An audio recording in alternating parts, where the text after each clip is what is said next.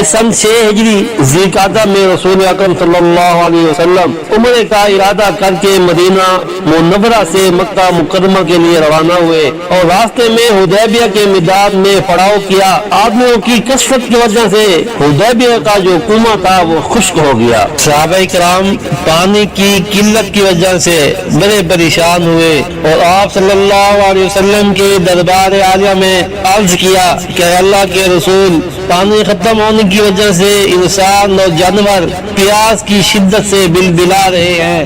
تو آپ صلی اللہ علیہ وسلم نے ایک پیالہ منگوایا اور پھر لشکر میں اعلان ہوا، جس کے بعد جس قدر پانی ہے وہ سب آپ علیہ الصلوۃ والسلام کے پاس لے آئے۔ چنانچہ سب لشکر کا پانی جمع کیا گیا اور اس پیالے میں ڈالا گیا جو بہت ہی قلیل مقدار میں تھا۔ آپ صلی اللہ علیہ وسلم نے اپنا مبارک ہاتھ اس پیالے میں رکھا تو انگلیوں مبارک سے پانی کی نہریں جاری ہو گئی۔ تمام صحابہ کرام نے سیراب ہو کر پانی پیا، وضو کیا اور غسل کیا، جانوروں کو بھی پانی پلایا اور اپنے مشکیزے اور برتن پانی سے بھر لیے۔ اس کے بعد آپ صلی اللہ علیہ وسلم نے اپنے مبارک ہاتھ کو اس پیالے سے نکالا تو پانی ختم ہو گیا۔ حضرت جابر رضی اللہ تعالیٰ عنہ سے لوگوں نے پوچھا کہ اس وقت آپ لوگ کتنے تھے؟